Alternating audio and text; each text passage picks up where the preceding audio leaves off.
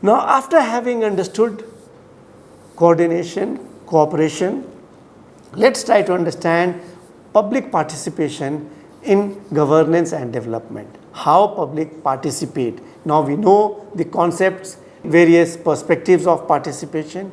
We know public policy, what is public policy. We know what is governance. We know what is what we call development. So let's try to understand the importance of public participation in governance and development is recognized both by national, local and international organizations.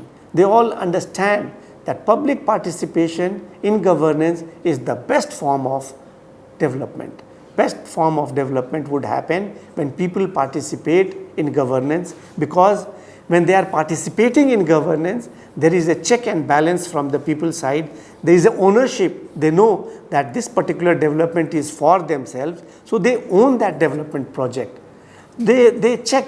When participation is there, the wastage is very less. There is more transparency. They know that if we have only limited funds, only those very vital, important components of development would get priority. The other less important demand of the community would not get priority. That would be relegated to secondary position, or it would move backward. Now, the essence of development is nothing but people's participation. There are many components that are involved in development, like money, material, resource, technology, and without these, development cannot happen. So, public participation, people's participation increases the efficiency of development through whatever limited money, material, resource and technology is available. Now, of all the social factors, human factors are the crucial elements. Public or people are pivotal, more important, around whom the entire development process is supposed to revolve. So that means development or sustainability is for whom? For the people. And people are the core component. They are the focus of all those activities. And when people are the focus and their participation is very important, and they participate in the decision making and resolving the conflicts or utilizing the resources, that means that particular action is sustainable. They would do it in such a way that the resource base is not what we call, they don't deplete the resource base, they don't overuse it, there is no wastage of resources. Only the optimum amount of resource is utilized, and the most needy person gets the resources for his utilization. Although the rich from a village or from the common pool of that resource base may not use it, but he knows that the most needy is the poorest of the poor. So he would allow them to utilize that resource base first. So that is the advantage of public participation in governance and utilization of resources, and that is the best form of to understand approaches to sustainability.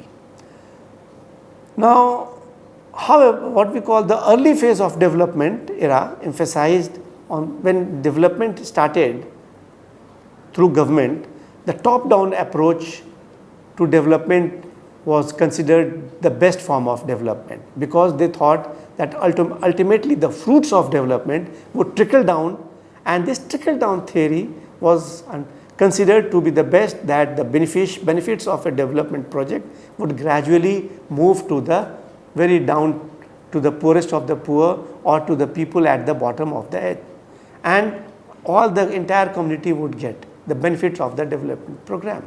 Now, during this phase, the emphasis was on planning at the top, with focus on achieving higher growth rate you can call, or higher rate of output.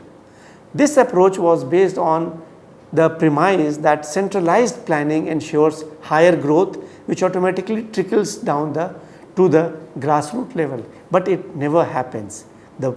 At the grassroots or the people at the bottom level, they rarely get the benefits of such development projects or such. Only in paper, only in theory, it happens that the growth in terms of data, not the development, but the what we call the growth rate, that increases, but the development remains at the same level. The benefits of the development does not reach to the people.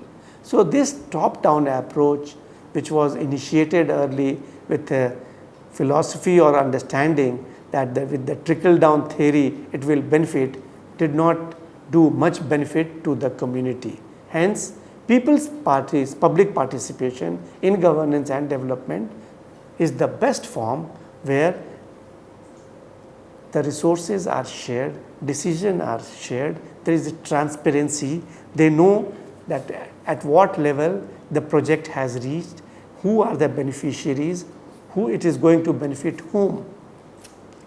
Further, if we move, let's try to understand that participation as a concept and strategy of development is an outcome of what we call profound disillusionment with established development strategy in post-industrial revolution area. It started during that time that the top-down approach and the decision were done that participation concept and strategy of development, after seeing the poor result of those development projects, it was decided that without their participation, the developmental projects would not get the optimum result. Now, the experiences of 1960s and 70s have further demonstrated the fundamental weakness of this top-down approach, where the gross national product focused growth-oriented, growth-centered strategy of development and the professional expertise of modern technology. The origin of participatory approach to development is based on the failure of growth-centered approach to achieve all-round development. Now, this particular phenomenon was observed across the countries, and international agencies like UN, UNDP, Asian Development Bank, FAO, they hotly debated the feasibility of this model, and ultimately in the 60s, what we heard at that time, the Nobel laureate Gunnar Myrdal, he urged and he suggested that to the government that their economies actively adopt social policies that enhanced people's welfare and participation and not the growth model. After that, there was a what we call paradigm shift in the concept of development, in the understanding of in the bringing of people's participation, public involvement in governance and development. Now, what are the various role of people's participation? Again, according to FAO, because they took the lead and they have documented and they have emphasized that role of people's participation in governance and development, according to them, these are the following roles. The first is that participation by information, a unilateral means of providing information to people without seeking their response. That means flow of information, not one way. Just take information from the people, and top-down approach implementation would not yield the result. So it has to be two-way process where the information comes from the people and they are also involved in decision making. Then consultation. People participate by being consulted. They are consulted and decision is done at another level by another group of people or decision maker. So this would also not yield a very good result of development project. So that means consultation of people in decision making is very important. For whom that project has been designed, if they participate, if they are consulted, that in what way this project is going to benefit, this particular decision is going to benefit, if that is there, so that would yield a better output. Then joint planning. People participate in joint planning, analysis and formulations of new methods. Local groups control local decisions and hence have a stake in decision. So joint planning is again very important. This particular role of joint planning is very important for the sustainability of a resource base or utilization or a development project. Decision making, when consensus is acted upon through collective decision. This marks the initiative of shared responsibilities for outcome that may result. And lastly, empowerment, the ultimate objective of participation, wherein the local community has the right and capability to have a say in decision making. That means you are empowering the people in decision making. They are just not consulted, they are not a joint planning, they are not participating in information giving, but they have been empowered. So that is the best form of people's participation. Now, before I move further, it is very important to understand the role of government in this process, entire process, and evolution of participation, the Indian governance system, how it has evolved over a period of time. And Panchayati Raj system is the best form of people's participation and best form of what we call, since we are discussing approaches to sustainable development. So this Panchayati Raj, what we call the Panchayati Raj, has given a constitutional obligations to these institutions, to the rural people. Now, this is the best form of people's participation in decision making.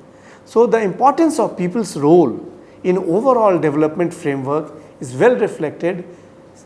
Immediately after independence, various what we called committees were formed, like Balwant Rai Committee in 1957, that was set up to study the problems and suggest ways to implement schemes of Panchayati Raj. See, Panchayati Raj was, although implemented, the bill was passed in 92 and 93 it was implemented, but this process began in 1957, and Balwant Rai Mehta Committee suggested first time in 1957 how to evolve a system where people, a mechanism, an institution where people participate in decision making and deciding development programs for their village. After that, Ashok Mehta Committee in 1977 to suggest measures to revitalize this PRI, Panchayati Raj institution. So it was going on slowly, and then 1984 Hanumant Rao Committee suggested methodologies for at district level. So at various level, various inputs, various committees suggested. After that, GVK Rao Committee in 1985, they studied the administrative arrangement, that what kind of administrative arrangements would be there for rural development programs which are already in force, which are already initiated, how they would become a part of PRI, Panchayati Raj institution. Then 64th Constitutional Amendment in 1989 to set up Panchayati Raj, this was done in every state, but this could not be passed in Raj Sabha because they had not, some political problem was there, either number or some questions were raised by the Raj Sabha and it was sent back. Finally, in 1992, 73, 93, 73rd and 74th, these two constitutional amendments are very important. These constitutional obligations to set up Panchayati Raj institutions in rural Indian states. Now, what are the constitutional obligations? To hold elections with provision for reservation and devolution of power. Devolution of power means power top-down approach where decision is done at the state capital or the country's capital or the district headquarters, that won't be there. Power would go to the people, then to the nearest of institution where people can be involved. So that is the devolution of power. Administrative and financial power to the rural local bodies. They were given administrative and financial power. So devolution of funds, devolution of what we call the functionaries. The functionaries who were in the state capital or district headquarters, they were moved from their functionaries to the village level. So the development activity came very near to the people. So this is very important component, how evolution of what we call people's participation in Indian governance. Now, as a result of this, what happened? Let's try to understand. Although, see, when we are understanding approaches to sustainable development, these are parallel things that are happening. One because of the government initiative, and one being in a resource management either because of local institution, informal organization, customary laws of a tribal groups, but simultaneously it is happening. So the Gram Sabha and people's participation, what happened because of 1992-93, that PRI institution when they implemented, the setting up of a Gram Sabha at village level to strengthen the people's direct participation in village affairs.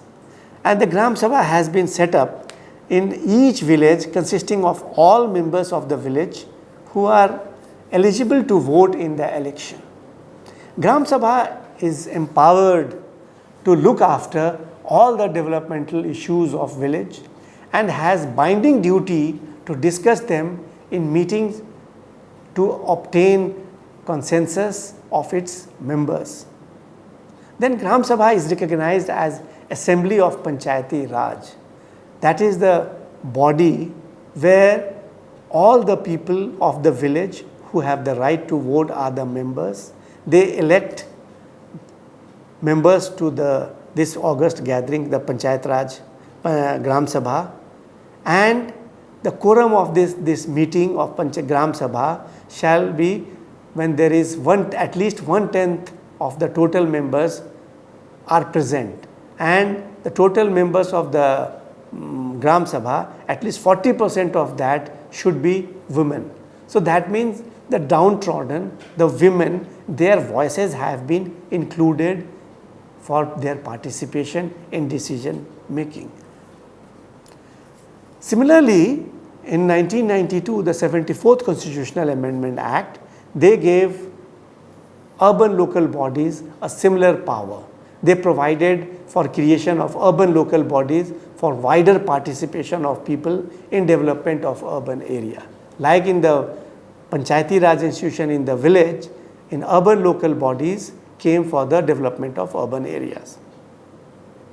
It created a viable municipal bodies in urban areas which represented the people of municipality.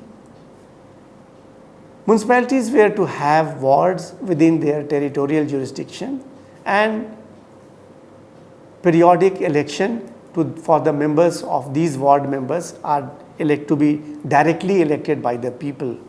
However, the ward committee and municipalities have not been adequately developed into the institutions like the village panchayat, that it has not served the purpose, it has not included the people as much as it has happened in the rural areas.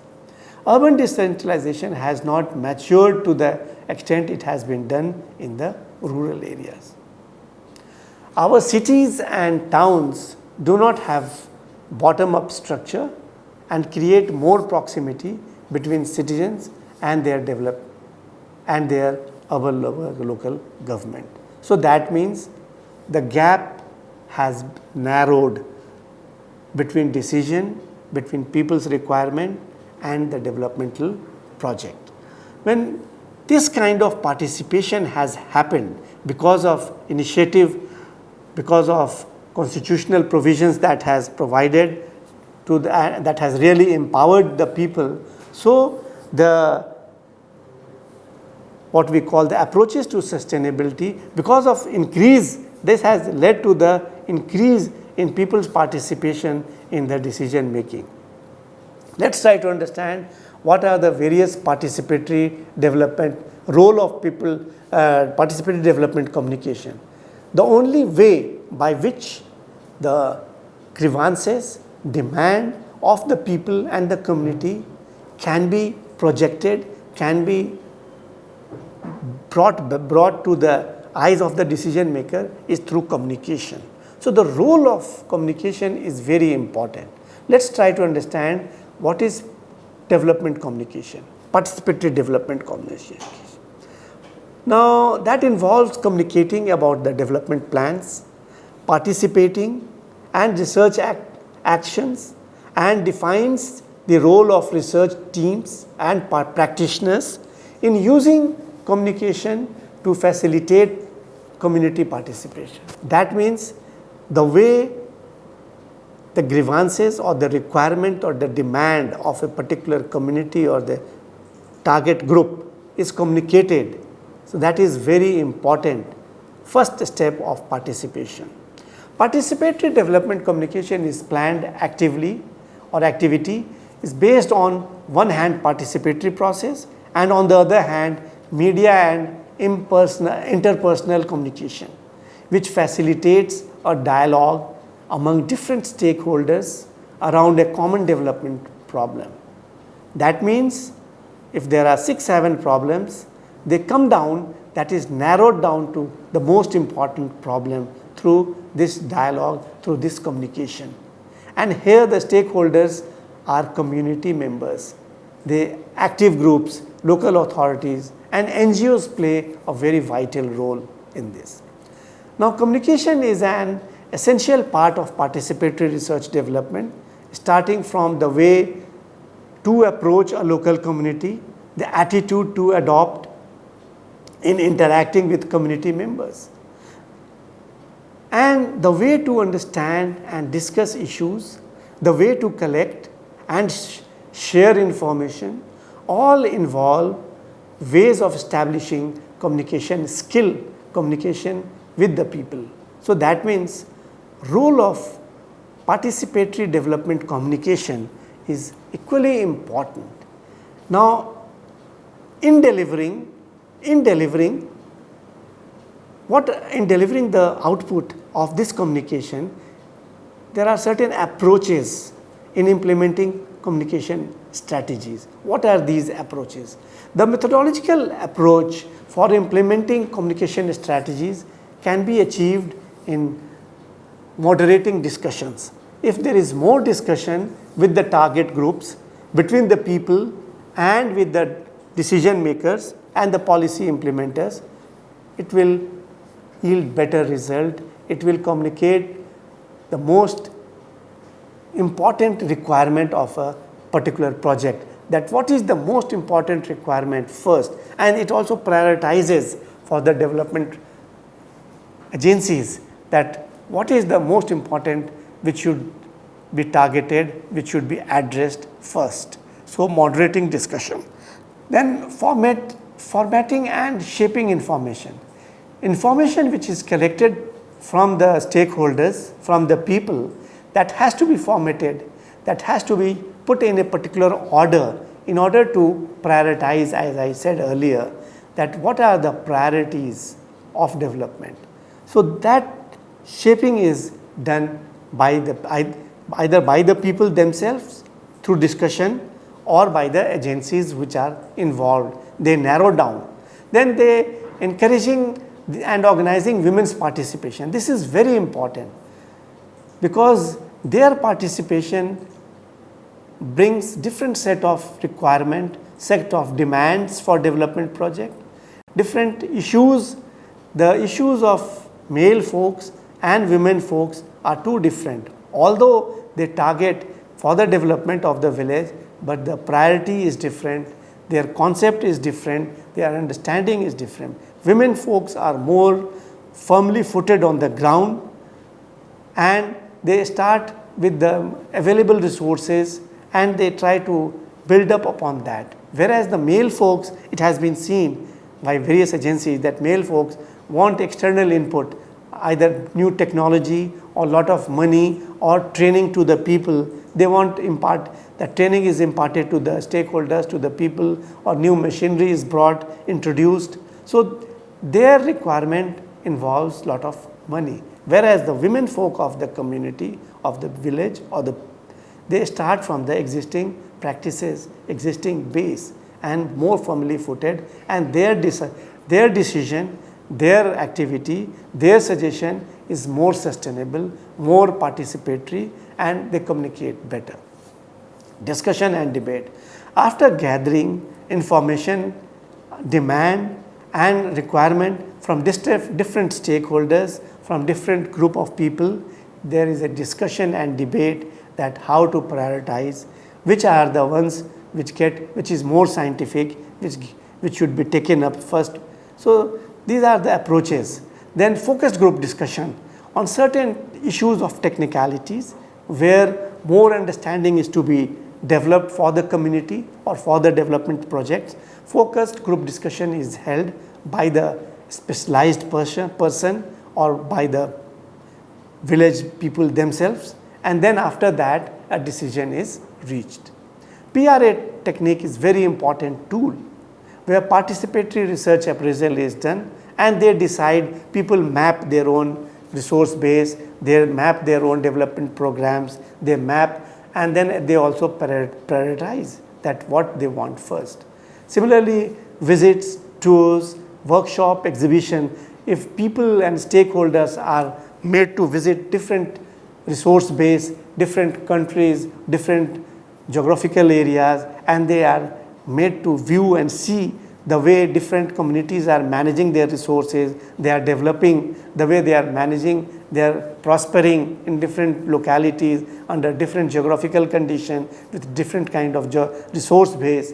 That gives them an idea to modify, to enhance, to adjust their own development program. And role of rural radio is equally very important. Now before I conclude, let's try to recapitulate that what all we have discussed. And today we have discussed in detail various forms of participation. What is participation?